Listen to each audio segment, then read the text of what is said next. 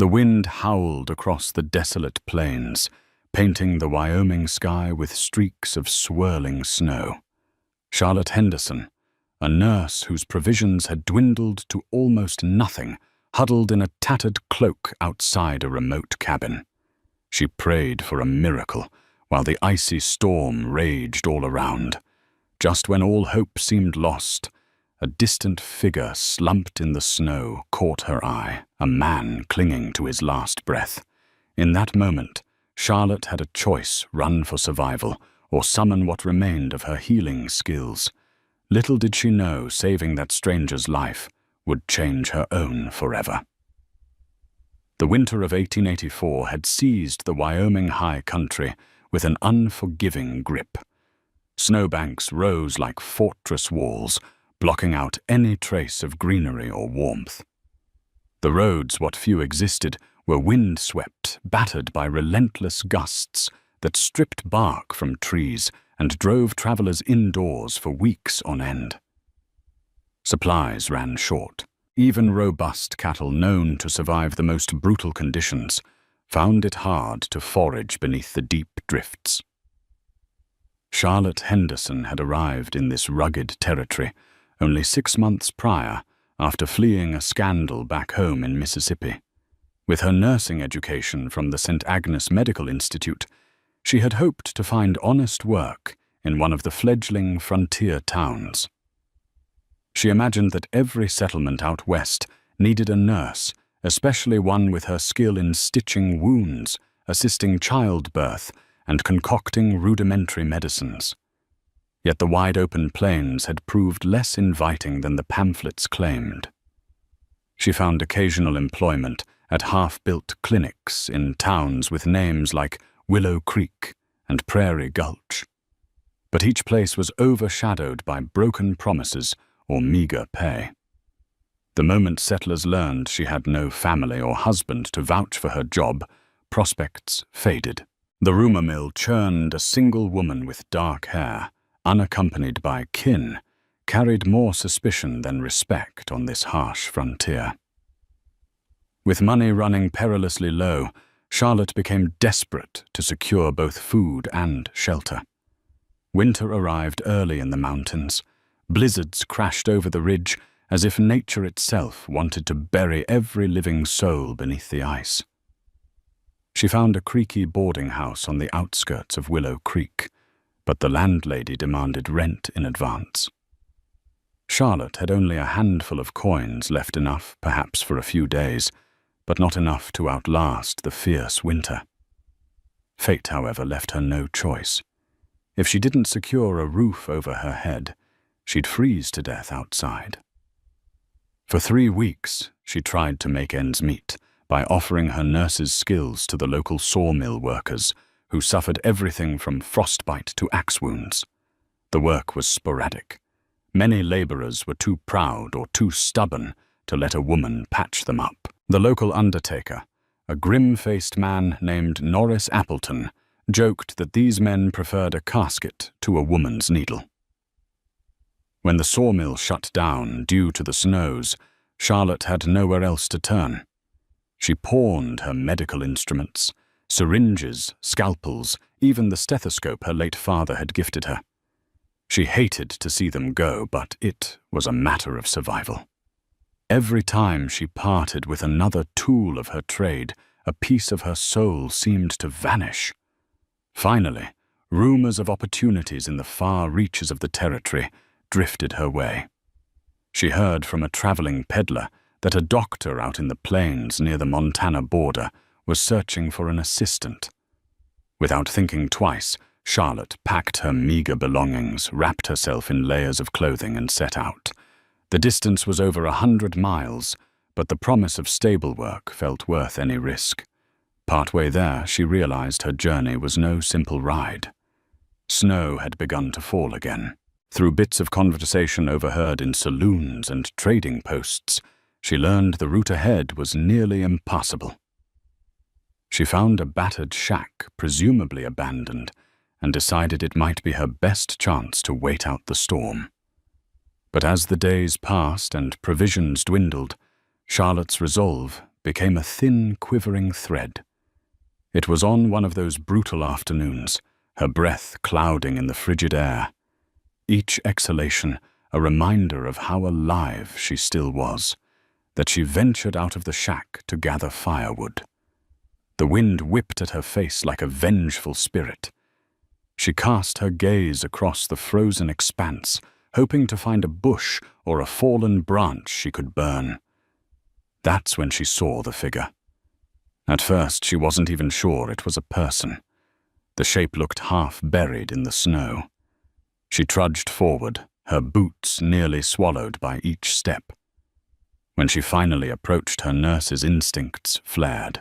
Beneath the frosted jacket and frozen whiskers lay a man unconscious, possibly near death. "Good Lord," she whispered, heart pounding. Here was a person worse off than she was. She had barely enough food for herself. Should she help him, or should she save what little she had for her own survival? Something inside her rebelled at the thought of abandoning him. In her training, Charlotte had sworn an oath to preserve life whenever possible. She'd made that promise at St. Agnes, repeating words from the Hippocratic tradition. To do otherwise would not only break her vow, it would destroy what little self-respect she had left. And so she leaned down and pressed trembling fingers to the man's throat. A faint pulse, but there indeed. She spoke softly. "Hang on, sir. I'll get you out of this." Somehow she found the strength to drag him limb by heavy limb across the snow and into the ramshackle cabin. There she lit the small fireplace with her last bits of kindling and stripped off the man's icy clothes. His body was riddled with bruises, some fresh, some older. She worried about broken bones, infection, hypothermia. He looked strong under normal circumstances, broad shoulders, muscular arms. But now his skin was tinted a bluish pallor that spelled mortal danger. She warmed water from the melting snow and rubbed life back into his limbs. His face, despite being caked in ice, was handsome in a rugged sort of way. She guessed he was around 30, maybe a bit older than her. Then again, in the West, men often aged faster due to the punishing environment. When her adrenaline finally calmed, she realized she didn't even know the man's name. She sighed heavily, pulling a thin blanket around him. He'd have to speak for himself if he survived. Charlotte hovered over the unconscious man all night, rotating between warming his hands, checking his pulse, and clearing his airways whenever his breath rattled. She had half a mind to find some brandy, but there was none to be had. Her supplies consisted of a tin of beans, a jar of pickled onions, and a near-empty cask of water. She fed him teaspoonfuls of warm water and prayed it would be enough. Sleep threatened to overtake her, but she fought it off, recalling how many nights she had stayed awake nursing the wounded during the Civil War's aftermath. Though she was only a child, when the conflict ended, her father had been a physician in Vicksburg, Mississippi, trying to patch the men who limped out of battle. By the time Charlotte was 12, she knew how to hold bandages over bullet wounds and hush the screams of the dying. Her father's compassion was legendary. He cared for Confederate and Union soldiers alike, treating them as human beings rather than enemies. That sense of universal care had stayed with her. When he passed on peacefully in his sleep 5 years after the war, she felt compelled to continue his work. If anything, the vow that she had taken at the St. Agnes Medical Institute was simply an extension of her father's unwavering moral code. Yet life was rarely so straightforward. Charlotte's journey north had been fueled by her desire to escape a scandal that erupted when her engagement to a wealthy cotton planter went awry. Rumors flew that she had stolen from him. In truth, she had discovered his cruelty toward his workforce and couldn't fathom marrying a man who treated people like property. In a heated argument, she had struck him in self-defense, and though she refused to speak of it, the bruises on her arms told enough of the story. Now, in this frontier shack, she felt her father's spirit guiding her. Despite her own precarious condition, she could not let this stranger die. The fact that she herself was starving and nearly destitute didn't matter. If saving him was the only worthwhile act she could accomplish in this entire harsh winter, it would be enough. By the next morning, the man's color improved, albeit marginally. The lines in his face softened. She checked his pulse once more. It was steadier, but he was still dangerously cold. She spooned the last of her beans into a pot, heated it, and rationed half for herself, half for him. He roused a little eyes, flickering beneath lids that refused to fully open. She leaned in close. "You're safe," she whispered. "I'm Charlotte. I'm a nurse." He made a small groaning sound in reply, but she couldn't decipher words. Time was running out. She needed more supplies, food, firewood, medicine. The question was, should she leave him alone while she braved the snow in search of help? The nearest settlement was at least 10 miles south, a day's journey in this weather. Could she risk traveling that far? And possibly not returning at all if she got lost in the storm. But if she stayed, both of them might slowly starve. She spent the afternoon considering her limited options, watching the man's face for any sign of clarity. Her own stomach gurgled in protest, but she had tried to ignore it. She had made do with less before, though never had her resources been so critically low. Late that evening, the man stirred again. This time opening his eyes a deep hazel flecked with gold. He was disoriented, but she saw some recognition flash across his features. She gave him a gentle smile. "Can you speak?" she asked softly. His lips parted, voice raspy. "Water, please."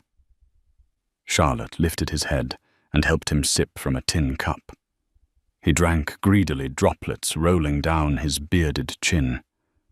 After a few moments, he sank back onto the makeshift bedding. "Where am I?" "A shelter. An old shack. Found you in the snow." He blinked, trying to focus. His eyebrows knitted. "How long have I been down here?" "A day. Maybe more. You nearly froze to death." He exhaled as though trying to recall what had happened. "Name's Mason," he managed, glancing at her. "Mason Blackwood." Charlotte nodded, repeating it softly to make sure she heard right.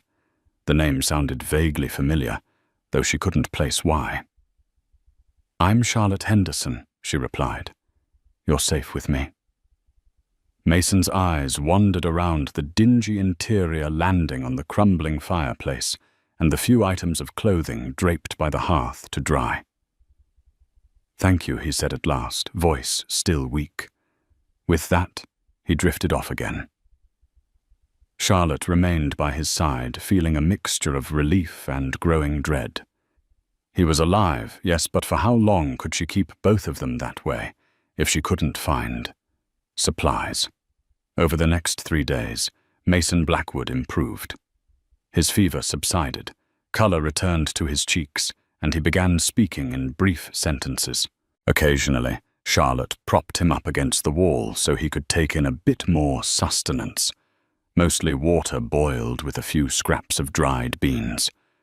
She marveled at how quickly he regained strength, especially given the limited resources.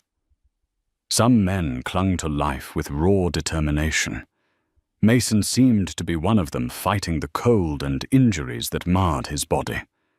She did her best to clean and bandage the gashes she found on his arms and torso.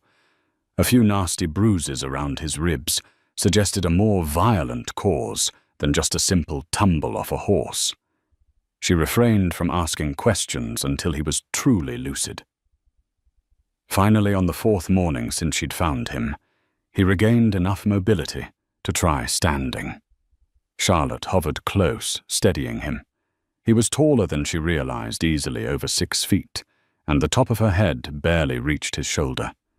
He peered down, gratitude and curiosity mixing in his gaze. Where exactly am I? Somewhere on the outskirts of Willow Creek, though I couldn't say precisely. I'm not as familiar with these parts, and the snow has made it nearly impossible to navigate. I holed up here when the storm hit, hoping to wait it out. Mason nodded. His eyes flicked around the shack, noting how meager their surroundings were. No furniture apart from a splintered table, a single chair missing a leg, and the small fireplace. "Thank you for saving my life," he said sincerely. "I owe you everything." A flicker of self-consciousness passed over Charlotte. "I only did what any nurse would do." "But we need supplies. I'm running out of food." "Tell me what I can do," he said, voice laden with concern. She explained her predicament, her plan to travel north in search of work being stranded by the storm, and using what little she had left to nurse him. She tried not to sound desperate, but the truth was, she felt it keenly. "I can't ride until I'm stronger," Mason said, wincing as he touched a bruise on his ribs. "But once I can, I'll get us to my ranch. It's more than a ranch, really. My family owns a large estate in these parts. Was returning from a business trip when I got ambushed." "Ambushed," she echoed, brows lifting. He grimaced. "That's the short version. A gang robbed my carriage. I managed to escape on horseback, but they must have shot at me and knocked me off my horse in the chaos. The next thing I remember is lying in a drift, freezing." Charlotte's heart skipped a beat. A gang of outlaws roamed the area. Are they still out there? Could be. But they won't take kindly to me showing up again. I suspect they planned to ransom me. He paused, eyes clouding. My father was once close associates with the Pinkertons, so that might give them pause. But for now, let's focus on surviving. She blinked. The Pinkertons, famed detectives known for pursuing outlaws. If Mason's family had ties to them, it meant he was no ordinary rancher. Charlotte suddenly understood why his name sounded vaguely familiar. The Blackwood family had been whispered about in certain circles, rumored to be among the wealthiest cattle barons in the region. She felt a tingle of apprehension. How wealthy are you?" she asked instantly, regretting how blunt the question sounded. He offered a lopsided smile. "Wealthier than most. Not that it's done me much good, lying half dead in the snow." He paused before adding, "My father is Edgar Blackwood. You may have heard of him." Indeed, Charlotte had heard stories in saloons and stagecoach stations about Edgar Blackwood. He was a man known for driving massive herds to the railheads, amassing a fortune, and supposedly maintaining a private militia to guard his property. Mason mistook her silence for judgment. "I'm not my father," he said as if disclaiming. "We have our differences, but if we can get to the ranch, there's shelter medicine and plenty of food. I'll make sure you're repaid for your kindness. With interest." Charlotte swallowed. A sliver of excitement mingled with caution. His offer sounded tempting, especially considering her plight. Yet she wondered if stepping into the Blackwood domain might simply exchange one set of perils for another. Still, she had few alternatives. She forced a smile. "Let's just get you better first. Then we'll see about traveling." The next week was grueling, but it allowed a tenuous bond to form between Charlotte and Mason. They worked together to gather any possible sustenance from the outdoors. Mason, though still injured, managed to hobble out with her to find small branches, pine cones, and anything that might burn. Once they even trapped a rabbit, which Charlotte meticulously skinned and roasted. The meager meal felt like a feast compared to watery beans. Nighttime temperatures plummeted, but Charlotte's presence, her skill in preventing frostbite and pneumonia, kept Mason alive and healing. He often winced from the bruises on his ribs, but her gentle ministrations soothed the pain. In those dark hours, with only the crackling fire for light, they shared fragments of their life stories. Mason told her he'd grown up on the Blackwood estate, had a younger sister named Evelyn, who was a sharp-tongued tomboy, and an older brother, Perry, who managed their ranch hands. Mason himself was more business-minded, traveling to places like Denver, Cheyenne, and even San Francisco to handle the family's finances. Charlotte shared how she'd come from Mississippi, trained as a nurse, and traveled west alone. She was purposefully vague about the scandal that had driven her out, but Mason sensed a quiet sorrow beneath her words. He didn't press. "There's something about the frontier," Mason remarked one night, his voice low and reflective. "It strips away all the niceties we hide behind in the cities. You see a person's true mettle out here, or they don't survive." Charlotte nodded, feeling a pang of agreement. "I've learned that no one can survive alone for too long. Out here we need one another, even if we pretend otherwise." Her eyes met his, and for a moment she felt the unspoken connection that had been building between them. They had each saved the other. In a sense, he gave her hope that there was a place she could find work and shelter, while she gave him literal survival. But Charlotte also carried deep scars from her past. She'd grown wary of trusting men, especially wealthy men. The memory of her former fiancé loomed whenever she allowed her guard to slip. Yet Mason's grateful smile and genuine warmth were gradually wearing down her defenses. One evening, as the wind rattled the cabin's decrepit walls, Mason saw her shiver. Without a word, he scooted closer, draping his own coat around her shoulders. A flush rose in her cheeks, but she didn't protest. "Thank you," she whispered. He looked down at her, his hazel eyes shining in the flickering firelight. "No, Charlotte. Thank you." And just like that, in the coldest of winters, a warmth of another kind took root. After nearly 2 weeks in the shack, Mason felt strong enough to attempt riding to his family's estate. He insisted there was a small trading post about 7 miles to the west, and if they could reach it, he could borrow a horse or find a wagon.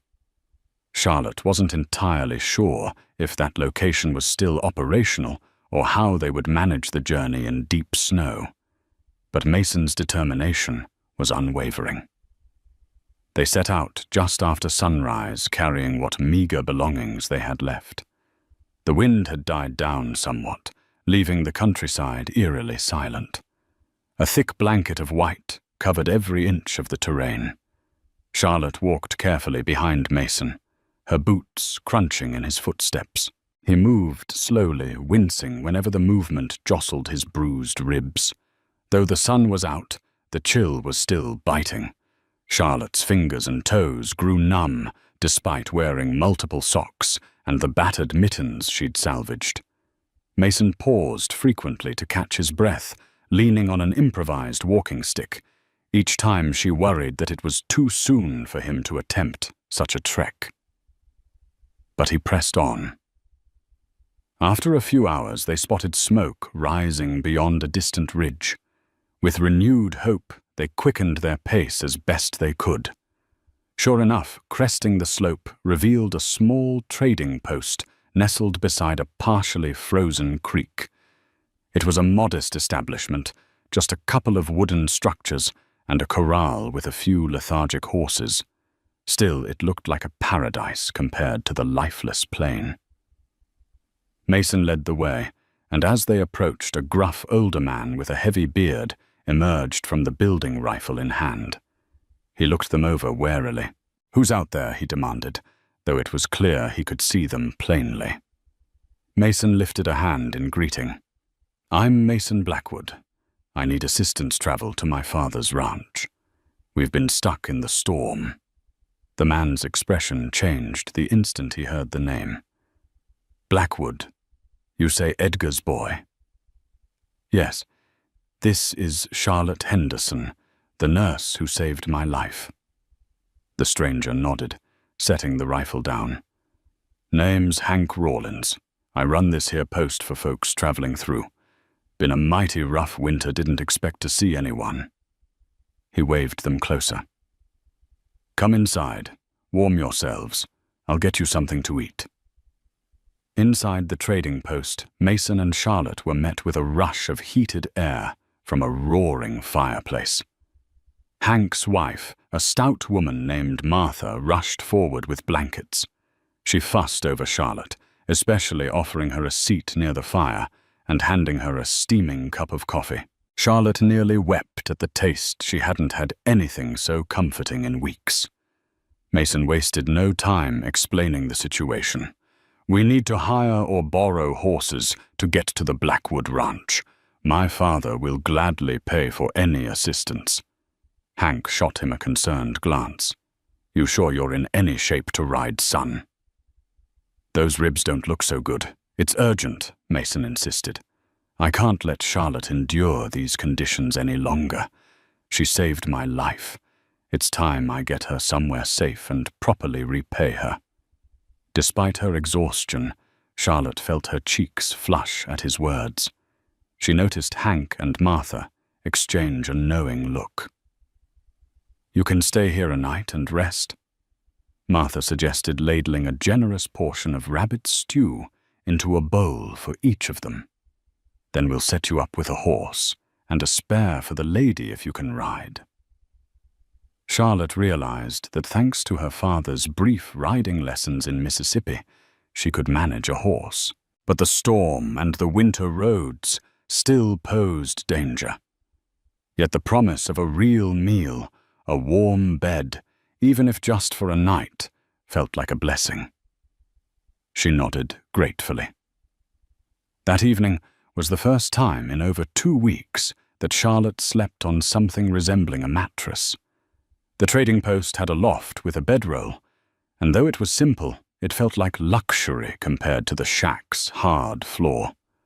She drifted off to the crackle of the fire downstairs, lulled by the knowledge that for once she was safe from the howling wind and swirling snow.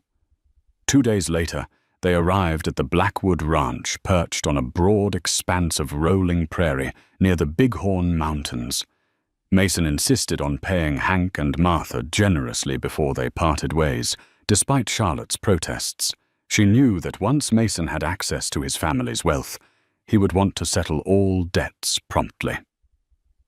Charlotte's heart pounded as the sprawling estate came into view. A large 2-story lodge dominated the landscape, surrounded by smaller outbuildings, stables and fencing that stretched as far as the eye could see. Ranch hands paused in their tasks, turning to stare at the approaching riders. A moment later, someone shouted, "Mr. Mason's back," and an echoing flurry of activity ensued.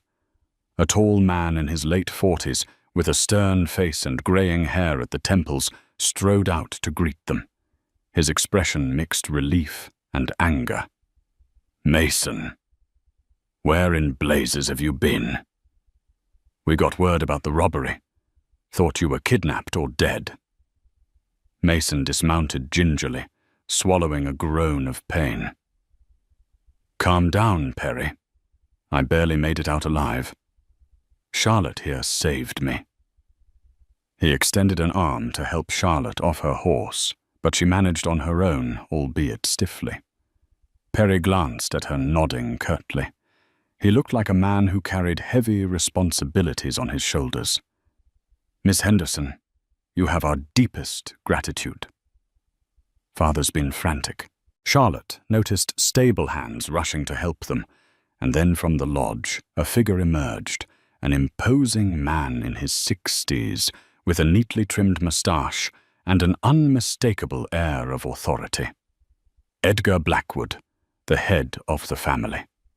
He strode up to Mason, gripping his son's shoulders. "Thank the Lord you're alive." Then turning to Charlotte, he removed his hat in a gesture of respect. "And you must be Miss Henderson, the nurse who saved my boy." She nodded shyly. "Sir, I did what I could." Edgar's eyes glistened with genuine gratitude. "My entire estate is at your disposal, Miss Henderson. Anything you need, you shall have." "I can't thank you enough for protecting Mason." Charlotte felt overwhelmed.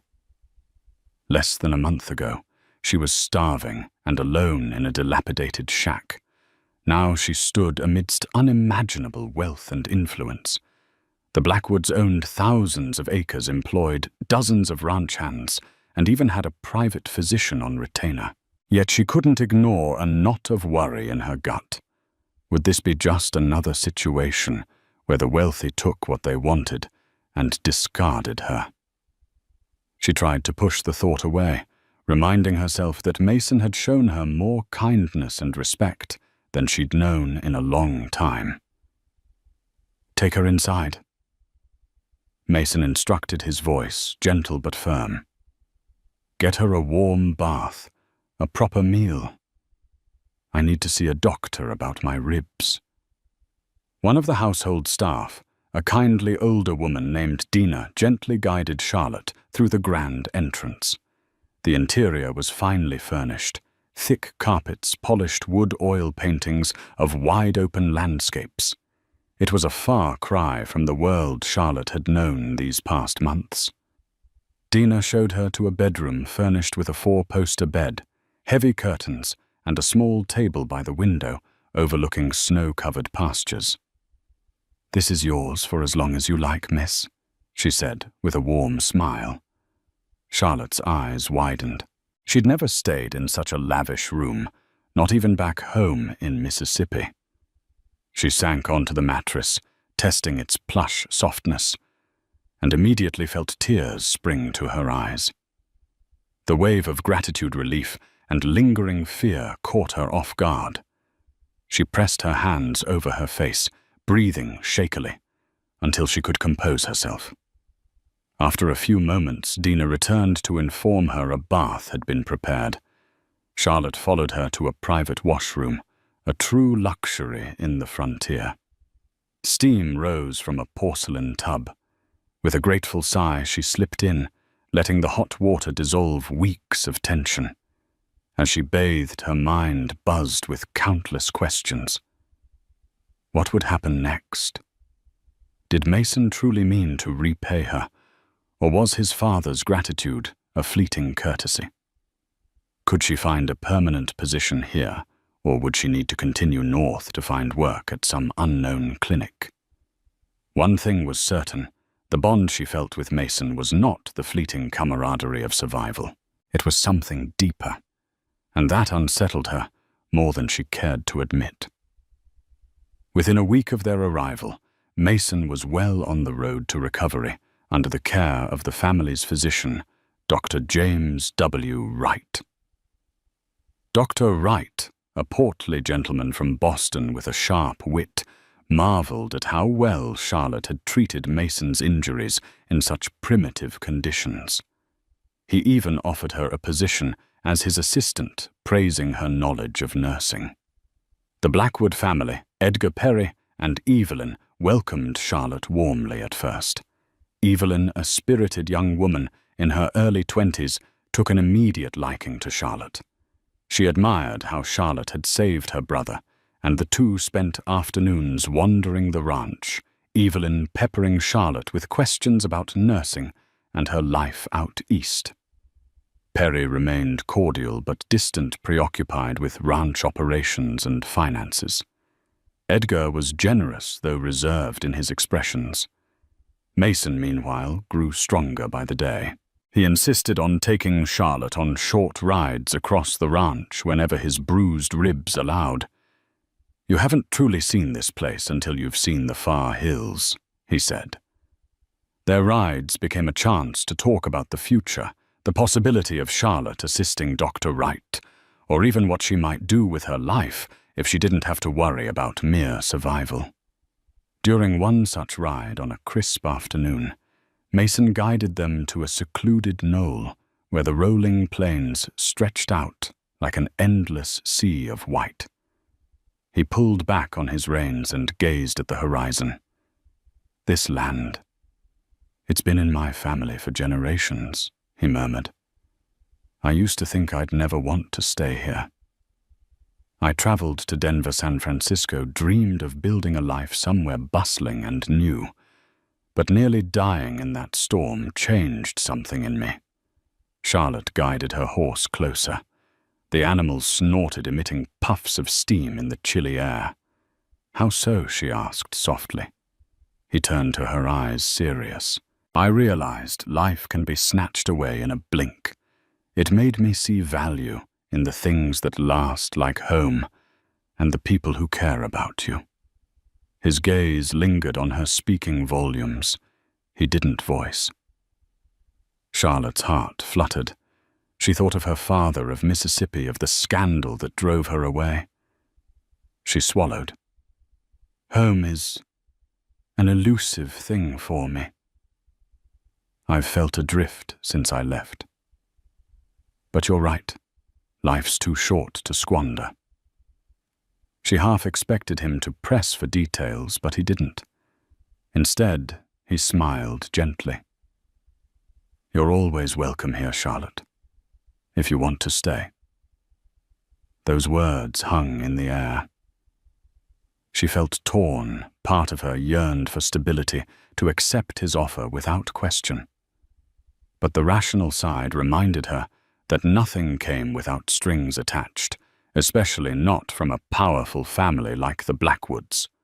Just as she was about to speak, a shot rang out in the distance. Both horses jerked, startled. Charlotte's eyes flew to the horizon. Was it a hunting party? A ranch hand scaring off a predator? Mason's face went pale. "Those shots are too close to the main house." He spurred his horse into motion, and Charlotte followed. As they galloped back toward the ranch, more gunfire echoed. Her pulse thundered in her ears. By the time they reached the main yard, the chaos was evident. Several ranch hands crouched behind barrels, rifles raised. A small group of mounted raiders, likely the same gang that ambushed Mason, had stormed onto Blackwood property. Dust and snow kicked up as they circled near the stables, shouting obscenities. Charlotte's breath caught in her throat. She spotted Perry, armed with a revolver, returning fire from behind a wagon. Edgar stood on the porch, a rifle in hand, barking orders. Evelyn was nowhere in sight, likely barricaded in the house. Mason slid off his horse, ignoring the pain in his side, and drew his revolver from its holster. "Stay down," he called to Charlotte, but adrenaline surged within her. She'd faced horrifying sights during her father's wartime medical days, and though this was different, fear and determination clashed inside her. Shots whizzed past, lodging in wooden posts or clanging against metal. The raiders seemed intent on sending a message rather than outright killing. One of them shouted, "We know you're there, Mason Blackwood. You can't hide from us." Heart hammering. Charlotte crouched behind a stack of crates, eyes darting around. She spotted a ranch hand clutching a wounded arm, blood seeping between his fingers. Instinct took over. She crawled to him, ignoring the bullets slicing the air, and hastily pressed her scarf to his wound. "Stay still," she whispered, scanning for further injuries. Mason, from behind a post, fired off a round that struck one of the attacker's horses. The animal reared, throwing its rider to the ground. The man scrambled up and retreated behind a water trough. The gunfight seemed to last an eternity, though it was likely only minutes. Finally, a whistle cut through the air. One of the gang members yelled, "We'll be back for you, Blackwood, count on it." Then they wheeled their horses around and galloped off into the distance. When the dust and snow settled, the ranch hands emerged slowly, checking for casualties. Mason rushed to Charlotte's side, relief flooding his features when he saw she was unhurt.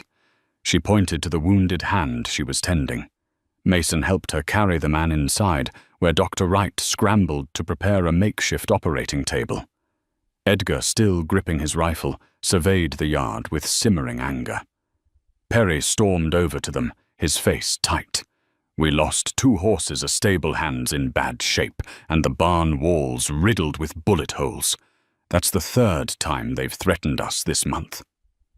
Charlotte's eyes flicked from father to son, and she saw the weight of this conflict pressing upon them. Mason closed his eyes, exhaling. "They won't stop until they get whatever they think they're owed," he said bitterly, recalling his ambush. Dr. Wright gestured for Charlotte to help him with the wounded ranch hand, a young man named Toby. Despite the chaos, Charlotte's nursing instincts were laser-focused. She had him lie flat on a table in the large kitchen, telling him to breathe calmly as she inspected the bullet wound. It was a graze, but it needed proper cleaning and stitching. She worked quickly, but meticulously cleaning the wound and threading a needle for sutures. Her hands were steady, her mind honed by years of practice. Toby winced, but managed to keep still under her calming words. When she finally knotted the last stitch, Toby looked at her with awe. "Thank you, Miss Henderson," he muttered. "Didn't think I'd get out of that one." "You'll be just fine," she assured him. "Just keep it clean and rest." Meanwhile, Mason and his family huddled in a tense discussion. The look on Mason's face was one of grim determination. She overheard Edgar mentioning the Pinkerton agency again, as well as a local lawman named Wyatt Earp, who was rumored to be drifting through Wyoming on some business. Perry insisted they needed to reinforce security. Charlotte's thoughts tumbled in confusion. She'd stumbled into a dangerous conflict, one that threatened the safety of everyone on the ranch. Could she remain here, putting her life on the line again? Yet a stubborn part of her refused to flee. She'd risked everything to keep Mason alive once. She couldn't abandon him now that trouble had found its way to his doorstep. Over the next week, the ranch braced itself for another attack. Extra guards patrolled at all hours. Charlotte tended to Toby's healing wound, and others who had minor injuries from the skirmish. Dr. Wright, grateful for her expertise, praised her in front of Edgar. "This young woman is as skilled as they come, Mr. Blackwood." Edgar nodded gravely. "I see that." His gaze flicked to Charlotte. "If there's anything I can do for you, Miss Henderson, anything at all, please ask. The danger here is real. You could return to safer territory, if you choose." She swallowed. "Thank you, sir. But I'd like to stay a bit longer, if that's acceptable." She glanced at Mason, who stood nearby, silent, but hopeful. Edgar simply nodded. "As you wish." Meanwhile, the raids continued small skirmishes along the ranch boundaries. The gang never launched a full-scale assault, but tested defenses, picking off cattle and riling the ranch hands. The Blackwoods doubled their vigilance. Mason even sent riders with messages to local lawmen and the Pinkerton agency seeking help. One afternoon, a reply arrived. A Pinkerton detective based in Cheyenne, a man named Oliver Beaumont, wrote that Wyatt Earp was indeed in the region, possibly near the town of Wolf Creek, and might be persuaded to lend his expertise. Mason was determined to find him or another reputable lawman. When he declared his intention to ride to Wolf Creek to track down Wyatt Earp, Charlotte felt a surge of anxiety. You're still healing Mason. Those ribs might not hold up. He gave her a reassuring smile. I won't be gone long. Perry will keep an eye on things while I'm away. She stood by the barn door, arms folded, watching him prepare his horse. A sense of déjà vu wrapped around her. The memory of him lying in the snow haunted her.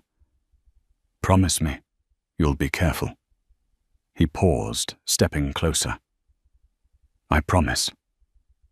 Then, surprising her, he gently tipped her chin and placed a soft kiss on her forehead. The gesture was both tender and urgent. You've already saved me once. Don't worry, I won't let this gang steal away what's become so precious to me. A flush crept up her neck. She nodded words, momentarily failing. Mason rode off with 2 ranch hands, leaving Charlotte and the rest of the Blackwoods to wait.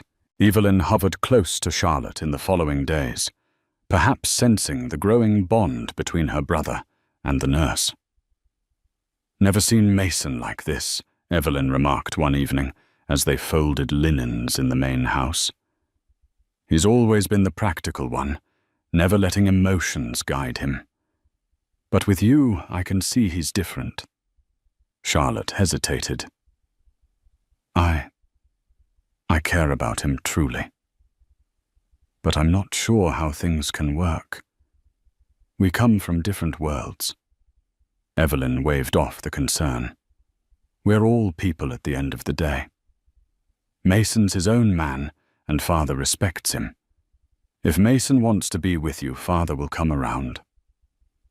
Charlotte wanted to believe that, yet her past experiences made her cautious.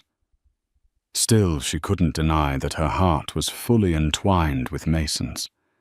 The thought of him confronting outlaws again made her stomach knot. Days stretched on, and no word came from Mason. Tension on the ranch mounted. Then on a frosty morning, a lone rider galloped into the yard, one of the hands who had ridden with Mason. He staggered off his horse, calling for help.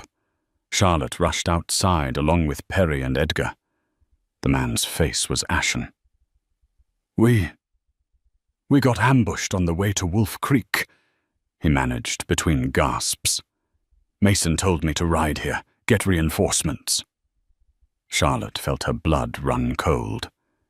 Is he alive? The hand interjected quickly. But hurt. They took him to Wolf Creek. There's a small doctor's office, but they need more help. The gang's still out there. Perry and Edgar locked eyes. Without hesitation, they began assembling a group of armed ranch hands. Charlotte moved to join them. Perry looked at her uncertainly. You sure you want to come, Miss Henderson? It might be dangerous. She set her jaw, determination burning in her eyes. I'm a nurse. Mason might need me. And that was that. Within an hour, they rode out, forging through snowy trails toward Wolf Creek. The journey took the better part of the day. By dusk, they arrived in the small town, a cluster of wooden buildings, a saloon, a livery stable, and a modest doctor's office. Charlotte dismounted and hurried inside, heart pounding. She found Mason lying on a cot, his face pale but alert. Relief and concern hit her in equal measure. Dr. Travis, a wiry man with spectacles, hovered nearby. He's got a bullet graze along his side, plus one in the shoulder, Dr. Travis explained. No vital organs hit, fortunately. Mason mustered a wry smile. I just can't stay out of trouble, can I? He murmured, trying to appear cavalier, despite the pain etched in his features. Charlotte rushed to his side, gently inspecting his shoulder. You're lucky, she whispered, voice quivering. I was so worried. He reached for her hand, pressing it against his. I made a promise, didn't I? I'm still here. Edgar and Perry swept in, exchanging brief words with Dr. Travis. Perry glowered at Mason. You're going to get yourself killed, little brother. Despite the harsh tone, Charlotte sensed genuine relief in his eyes. Mason shifted, wincing. "We ran into the gang. We're pretty sure we know who's behind it. A man named Carl Dumont. He's an ex-foreman we fired last year for rustling cattle. He must have formed this gang." Edgar's face hardened. Dumont was always trouble. Should have dealt with him sooner. Just then the door swung open. A tall figure in a wide-brimmed hat stepped in spurs, clinking. He had a trimmed moustache and a confident air, Wyatt Earp himself.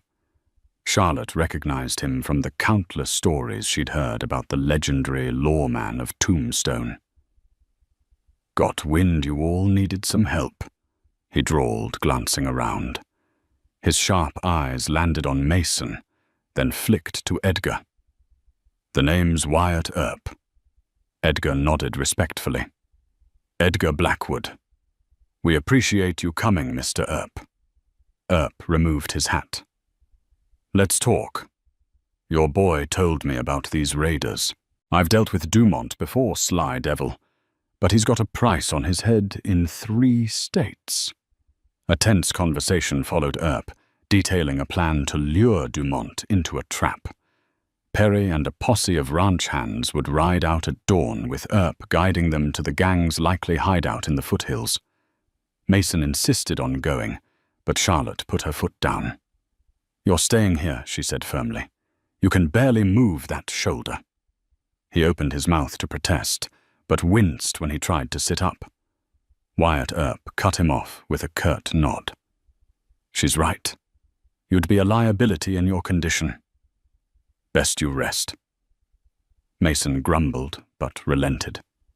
He squeezed Charlotte's hand. Frustration etched in his eyes. "Be careful," he told his father and brother. The following day dawned grey and cold.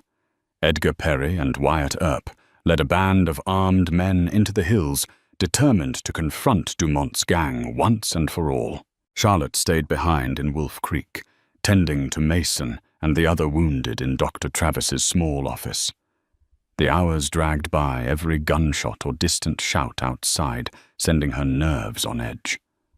Finally, near midday, the echo of rifle fire thundered through the hills.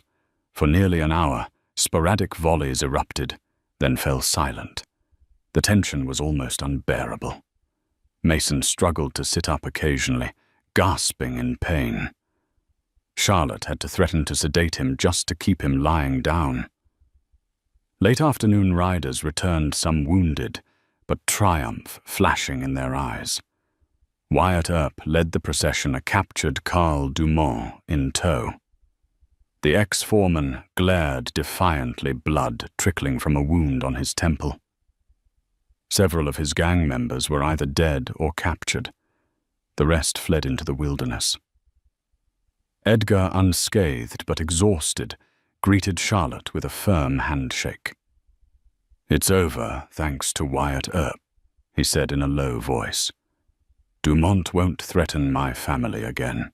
Perry had a bandaged arm, but seemed otherwise unharmed. He nodded tersely, relief in his eyes.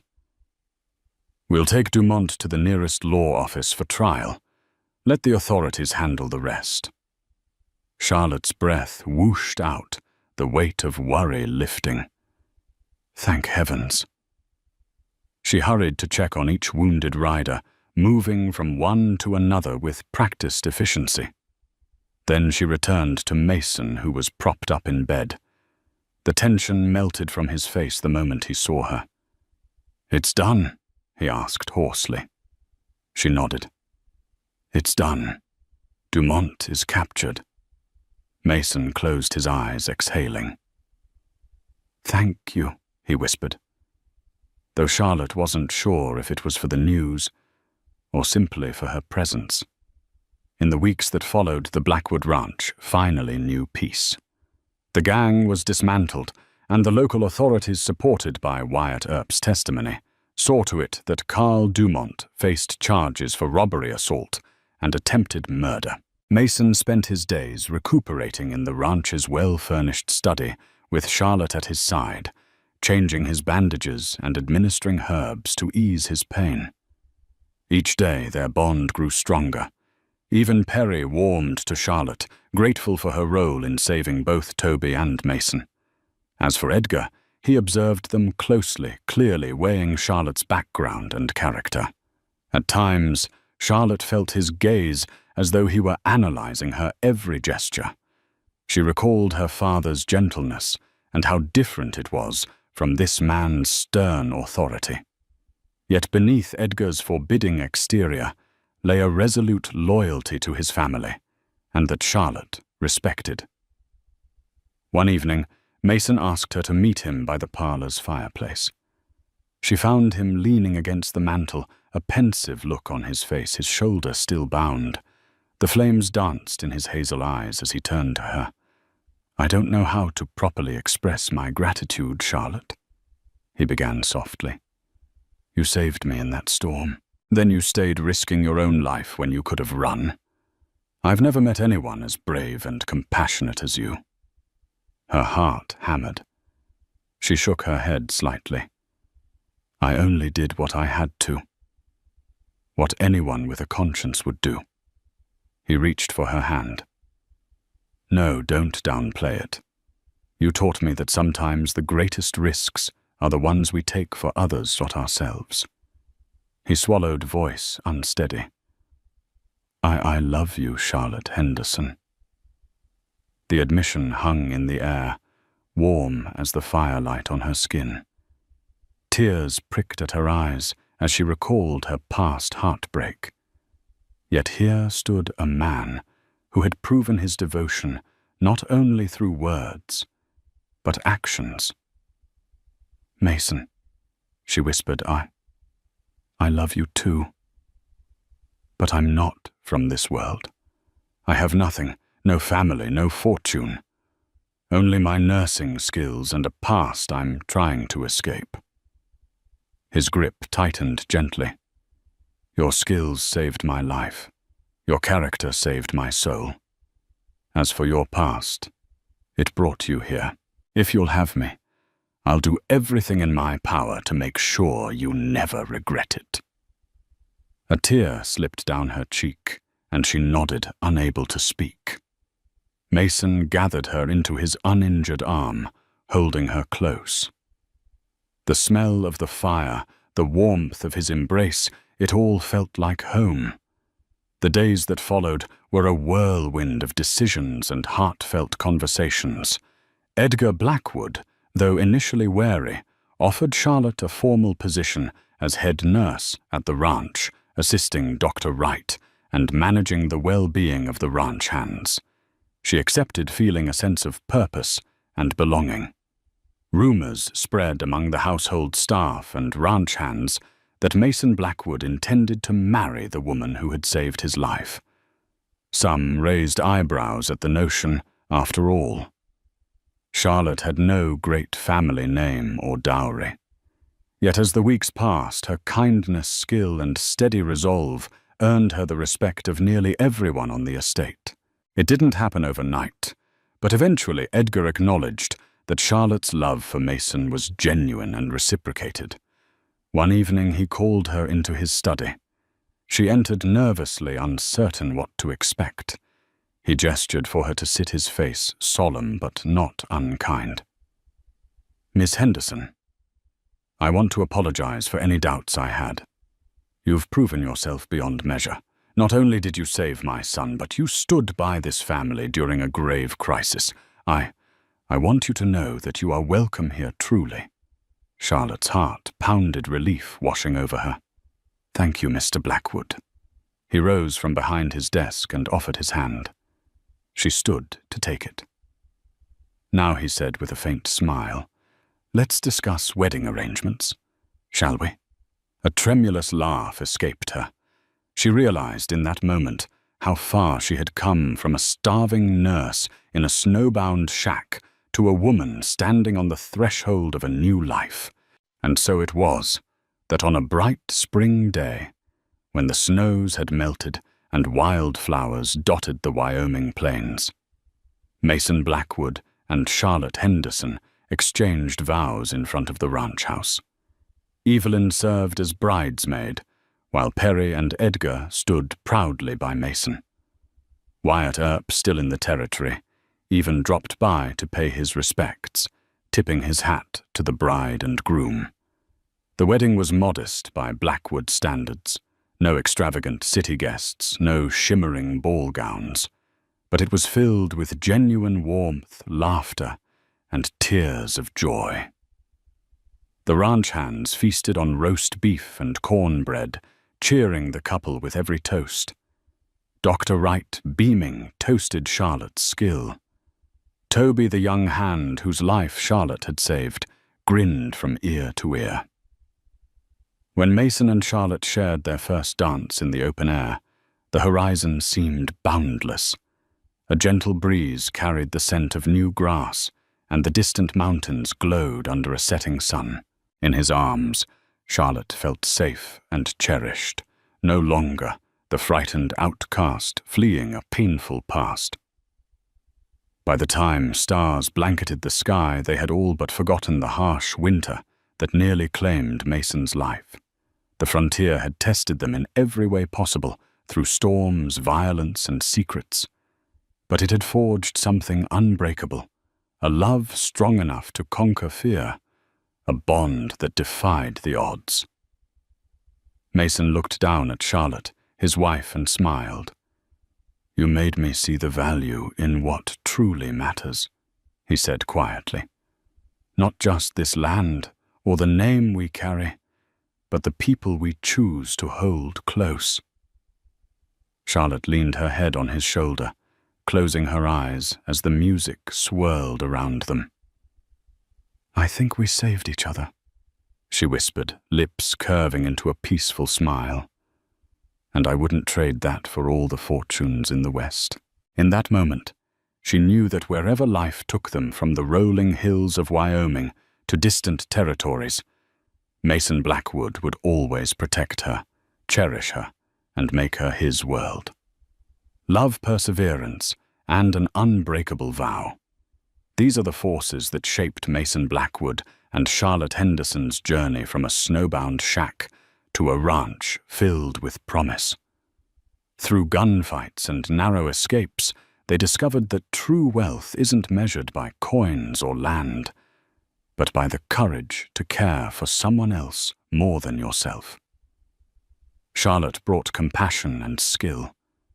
Mason offered devotion and a future where she would never be alone again. Their story reminds us that no matter how dire the odds, faith and unity can see us through the storm. If this tale of endurance and hope has stirred your heart, don't forget to show your support. Like this video, share it with friends who crave a true Wild West drama, and subscribe for more gripping stories that bring history and heroism to life. Your engagement keeps these inspiring tales alive, so saddle up and stay tuned.